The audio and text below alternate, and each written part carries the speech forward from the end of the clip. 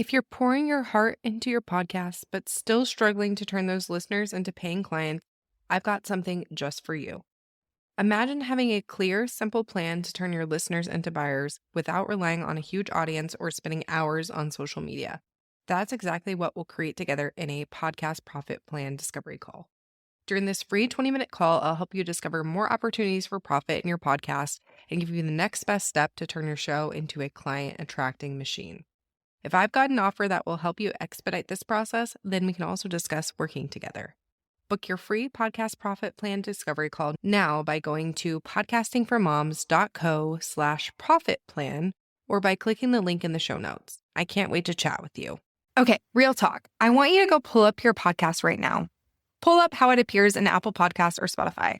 Look at the name of your show, just the name. Now ask yourself, if someone searched for help with your topic, would your show name give them any indication that you cover it? For most podcasters, the answer to that question is no. And that one little thing is quietly costing you listeners every single week. Today, we're going to be talking about the most overlooked field in your entire podcast setup.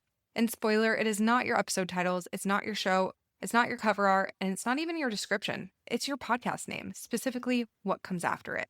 Stick with me because this is a 5-minute fix that some of my clients and biz friends have seen completely change their download numbers. Let's talk about it. Welcome to Podcasting for Moms, the show for moms in business ready to start, grow, and scale a podcast that turns their listeners into buyers. I'm Jenny Sonneson, a podcast strategist and fellow mom entrepreneur. You're in the right place if you want to learn how to start and grow a podcast that attracts your ideal clients and really does the heavy lifting for you when it comes to selling your offers, all while balancing life as a busy mom. Are you ready to create a podcast that grows your income, impact, and influence? Let's make podcasting work for you because as moms, we know how to get things done. All right, let's jump into the episode. Welcome to Podcasting for Moms, the podcast for mom entrepreneurs who are using their show as a real marketing tool to grow their business and make more money. I'm Jenny Sonneson, a podcast strategist and producer, and I help moms stop winging it with their podcasts and start treating it like the lead generation machine that it actually is. Okay, so let's get into the episode. So first up, what is the podcast name field really for? So when you set up your podcast, you filled in a field called your podcast name. Simple enough, you typed in the whatever show or podcasting with so-and-so and moved on. But here's what most podcasters do not realize. Apple Podcasts and Spotify and all the other platforms use that name field as one of the primary signals for search. When someone types in a topic, let's say something like podcast marketing for moms or how to grow a small business podcast, the algorithm is scanning podcast names to find relevant results. And if your show name is just your name or a cute brand name that does not describe what you actually do, you're essentially invisible, completely invisible to the people who are actively searching for exactly what you teach. So I want you to think about it this way. If you walked into a library and you were looking for a book about marketing your podcast and every book spine just had the author's name on it with no title, you would have no idea what to pick up. That's exactly what listeners experience when your podcast name gives them zero context. Your podcast name field is prime SEO real estate, and most people are leaving it completely blank, metaphorically speaking. Okay, so the keyword extension strategy. So this is a fix, and it's so simple, it's almost annoying. So instead of changing your podcast name, you add a keyword extension to your podcast name. This means taking your show name and adding a short searchable phrase after it that tells both the algorithm and potential listeners exactly who you help and what they will get. So the format looks like your show name, keyword rich description. So instead of just the Jenny Sonneson Show, it becomes the Jenny Sonneson Show, podcast marketing and growth strategies for mom entrepreneurs. Instead of business with Sarah, it becomes business with Sarah, online business tips for mom entrepreneurs. You get to keep your brand name, you get to keep your identity, you just add the searchable layer that the algorithm actually needs to surface you to the right people. Now, some of you are going to say, Jenny, won't that look weird or be way too long? And I hear you. But I want you to think about this from the perspective of discoverability versus aesthetics. A name that looks clean but gets zero search traffic is not actually serving your business. But a name that's slightly longer and shows up when your ideal listener is searching, that's a podcast name doing its job. And honestly, most people are not reading your full show name anyway once they're inside your feed. The extension is primarily doing its work for search. So let's talk about how to choose the right keywords for your extension. So now you're on board, you want to add this keyword extension, great. But what keywords do you actually use?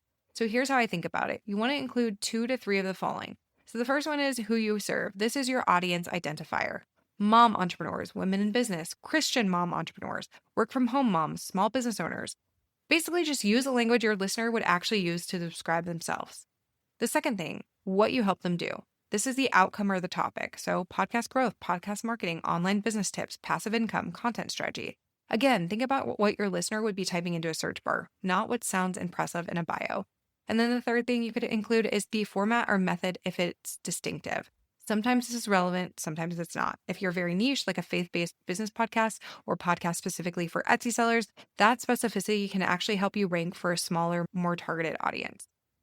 And just know you don't need to do all three. Two is usually enough. The goal here is to have a phrase that sounds natural when read aloud, but pulls in real search traffic.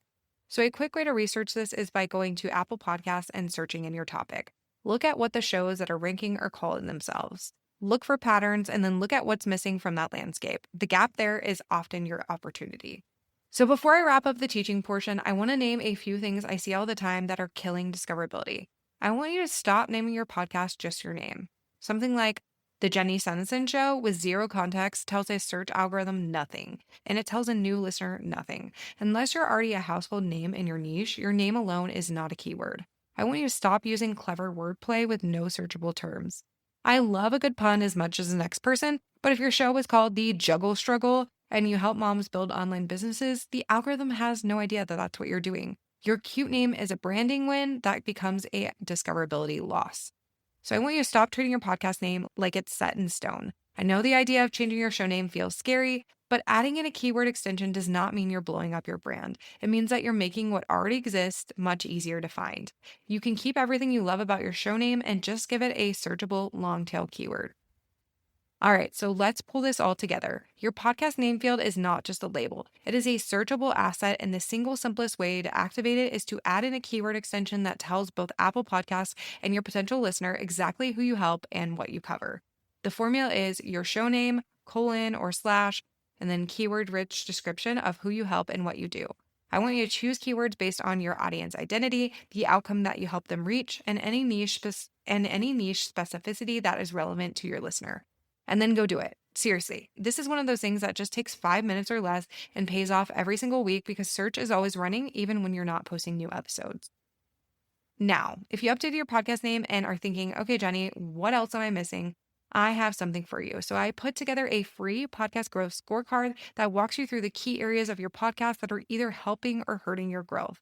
It's not a fluff checklist. It is a real diagnostic tool that tells you where the gaps are so you know exactly what to fix next.